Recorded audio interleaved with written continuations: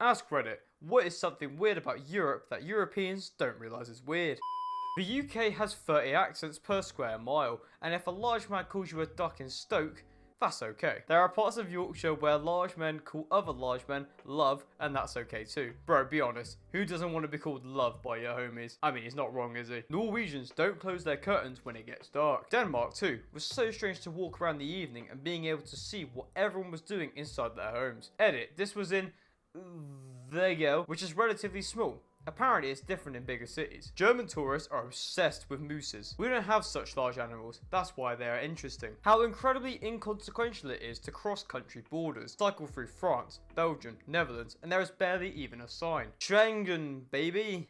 Yeah? Back in the day, I once accidentally crossed the German Dutch Belgium border 4 times in about an hour while searching for a campsite near Aachen, all while carrying a substantial amount of weed which was only legal in one of these countries. There is even a place called, what the fuck? Grönlanda Punkt. That seems about right. On top of a mountain where you can be in all of these countries at once. There is also a sighting tower and a restaurant. I asked in the Belgian tower for the next coffee shop. They laughed and sent me north. I don't know in which country I am. Drive 5 hours in the US, you're still basically in the same place. Drive 5 hours in Europe, everyone's talking funny and the cheese is weird. Within France, drive 1 hour, everyone's talking funny and the cheese is different. Drive 10 minutes in the UK, everyone's talking funny and there's still 5 chip shops somehow coexisting. And everyone hates you as you're not from around here. The first time I was in the UK, my husband wanted to go to Wales and I looked at the train route from London. I was like, it's all the way on the other side of the country. We're only in the UK for a week, we don't have that kind of time.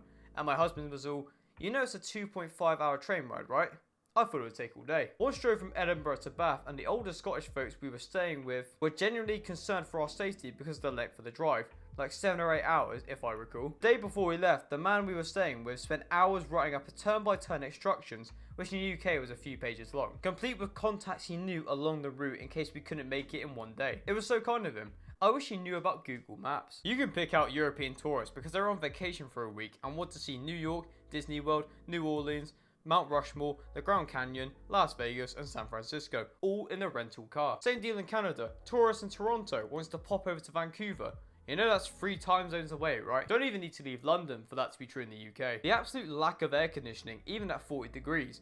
German transport gets sticky and stinky quite fast and nobody seems to care. Many people even shut the windows to avoid the annoying breeze. Tube in London is even worse. It's always like 10 degrees hotter than the surface. I have to say, on that record-breaking hottest day ever back in 2019, I was pleasantly surprised to find that Northern Line was the same temperature as the surface, which was a stonking 37 degrees, but still. I didn't try out the central line though. Finnish people are silent. Small talk doesn't exist. Their personal space is larger than COVID-19 social distancing rules and is considered normal. Don't speak unless spoken to, and don't invade other people's personal space. It's seen as a sign of respect. Those Finns who haven't been to abroad or haven't met too many foreigners don't often even recognise this behaviour being unusual in the global scale. Sound like Finland is my place to be. Mwak mwak sounded like a grunt from Halo. I once tried to do that to an American girl that was visiting Spain. I still remember the horror in her eyes. Told us that she didn't feel comfortable with that having a boyfriend. She was the most stereotypical American person I've ever known. She was dating a quarterback, had a pink gun that her parents gave her as a present for her 18th birthday, started complaining about Peter when she discovered that I was vegetarian, said she didn't like California when I told her I had been there,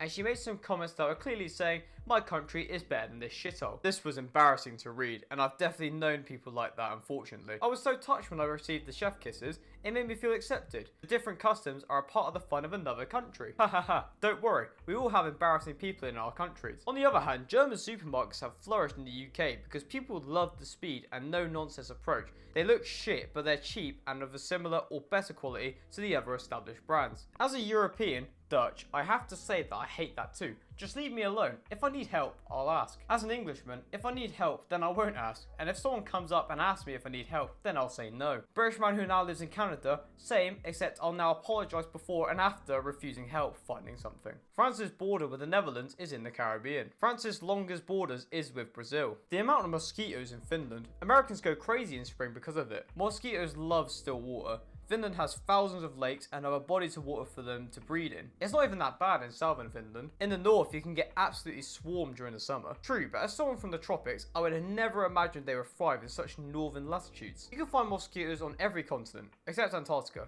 Fuckers are everywhere. Italians will pay for garbage taxes. then throw the garbage on the streets, only to pay other taxes for garbage cleaning and collection. Then the collected garbage gets sold at cost free to Germans, who burn the garbage and turn it into electricity, which gets sold back to Italians, not for free. Source: I'm Italian. In Germany, the idea you can rent an apartment and you have to buy the kitchen separately, otherwise you get an apartment no kitchen. Like WTF, it's like sewing a jacket, but saying you've got to pay extra for the sleeves. As there's some confusion about what the kitchen will look like when you don't buy it, it'll often look like this. Since I'm getting this a lot, yes, this includes the sink as well, it's just an empty room. Imagine if the bathroom and shower was also bring your own, Don't buy the kitchen, how are they going to keep you from using it though?